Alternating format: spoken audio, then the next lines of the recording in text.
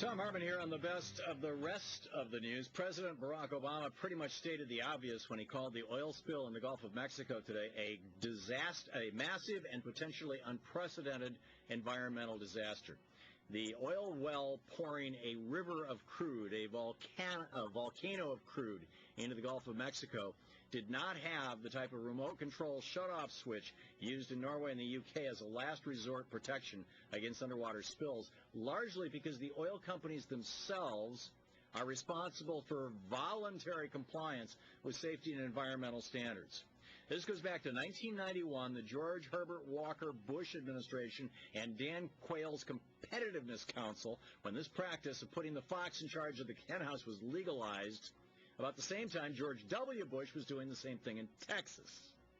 This accident has led to one of the largest ever spills in U.S. water and the loss of 11 lives. Voluntary safety for oil wells, but you and I can get stopped by the police if we don't fasten our safety belts?